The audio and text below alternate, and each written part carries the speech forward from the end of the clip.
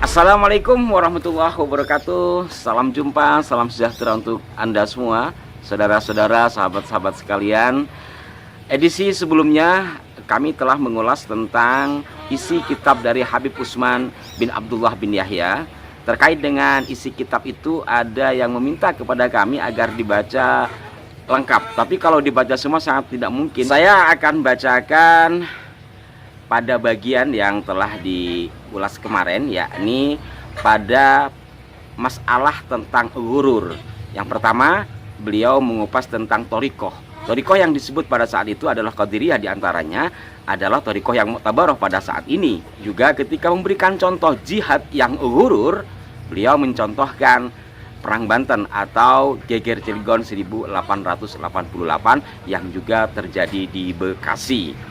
Nah, di luar konteks isinya, hal lain yang menarik di sini adalah dari sisi pola penulisan. Artinya ada sisi sejarah yang lain yang bisa kita ambil, bahwa tulisan pegon yang nanti akan saya baca dan saya tampilkan di layar pada masa itu berbeda dengan yang ada saat ini. Bismillahirrahmanirrahim. Ini pada halaman ke-21. Bermula daripada perbuatan ghurur, yaitu orang yang mengaku masuk thariqah padahal ia belum kenal dan belum mengetahui akan beberapa syarat-syarat thariqah dan belum mengetahui akan hal ihwal wali sufiyah ahli thariqah yang benar di dalam perkara segala ilmu mereka itu yang besar-besar dan di dalam segala amalan dohir dan amalan-amalan batin, yang sekalian itu terlalu amat banyak dan terlalu amat susah dan berat pada tabiat manusia. Maka dari sebab kejahilannya pada yang demikian itu, maka ia sangka bahwa perbuatan yang dinamakan thariqah zaman sekarang ini itulah ia thariqah yang benar, sebab ia lihat bahwa itu membuat ibadah pada Allah Ta'ala dengan memberi zikir padanya. Maka inilah keliru yang dikata ghurur di dalam suatu perbuatan adanya. Dan demikian pula sangka setengah daripada orang yang jahil pada bab al-jihad, bahwa ia sangka kumpulan bikin rusuh negeri itulah perang sabil yang tersebut di bab al-jihad.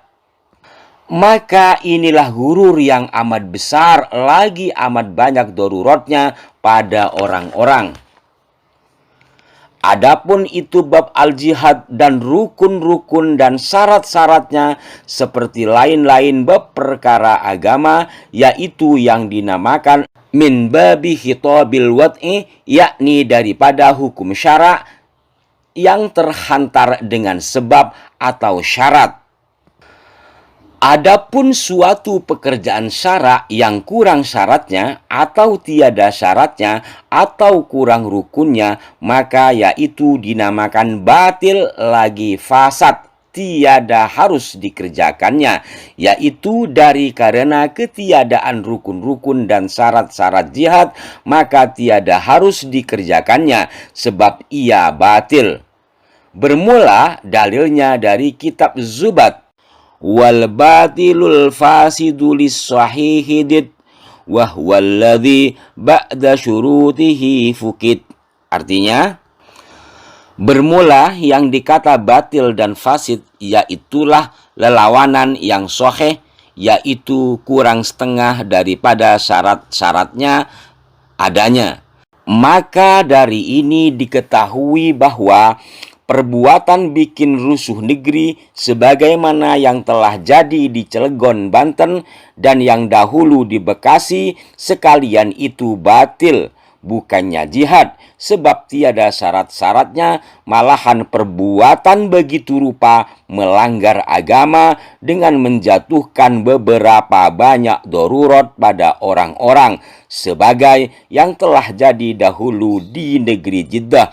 maka dihukum oleh Raja Islam dengan segala hukuman atas orang-orang yang bikin rusuh negeri itu. Pula diketahui bahwa itu perbuatan begitu rupa melanggar syarak dan juga membusukkan nama agama jika dikata bahwa agama yang perintah bikin begitu. Dan tiap orang-orang yang seperti di dalam perkara bab al-jihad, tentu ia tahu bahwa itu perbuatan yang tersebut itu bukannya jihad, hanya itu perbuatan menjatuhkan kecelakaan atas diri dan atas orang-orang. Maka dari karena itu tiada sekali-sekali yang buka mulut di dalam perkara perang Sabil oleh beberapa banyak ulama yang besar-besar lagi warok dari bangsa Arab yang datang ke tanah Jawa, dan beberapa banyak pula ulama dari bangsa Jawa dan Melayu dari zaman dahulu beratus-ratus tahun hingga sekarang. Maka belum pernah satu daripada ulama-ulama tersebut itu membuka mulut mengajarkan orang-orang perang Sabil. Padahal mereka itu terlebih mengerti perkara agama dan terlebih kuat membuat ibadah dan memegang agama daripada orang-orang sekarang. Maka mereka itu tiada mengajarkan orang-orang melainkan perkara rukun-rukun Islam daripada sembahyang dan puasa, zakat dan perkara nikah faraid.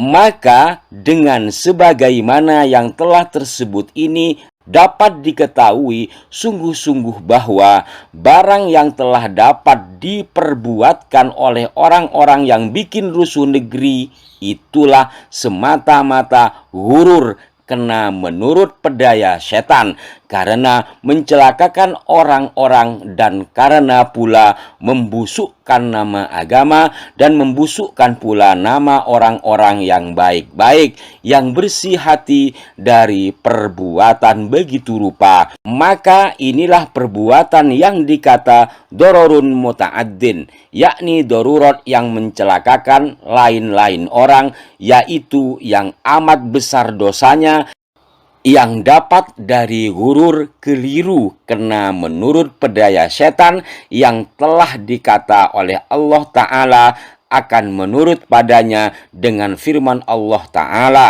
وَلَا يَغُرَّنَّكُمْ بِاللَّهِ الْغُرُورُ إِنَّ الشَّيْطَانَ لَكُمْ عَدُوٌّ فَاتَّخِذُوهُ عَدُوًّا إِنَّمَا يَدْعُو حِزْبَهُ لِيَكُونُوا مِنْ أَصْحَابِ السَّعِيرِ. Artinya, janganlah memperdayakan akan kamu oleh setan yang memperdayakan dengan ampunan Allah atau dengan pengasihan Allah, dari karena bahwa setan itu satru bagi kamu, maka jadikanlah oleh kamu akan disatru, yakni dengan tiada menurut ajarannya, sebab hanya satu, tiada menyuruh oleh setan akan sekalian yang menurut padanya, melainkan supaya jadilah mereka itu orang yang masuk neraka bersama-sama dia jiwa adanya. Inilah sahabat-sahabat sekalian, agak gagok bacanya karena mungkin ini adalah bahasa baku pada penulisan-penulisan kitab menggunakan bahasa Melayu, dan yang terlebih ini pola penulisan pegonnya. Istilah bermula ini kalau di Jawa biasanya dimaknai utawi, artinya itu adalah mubtada.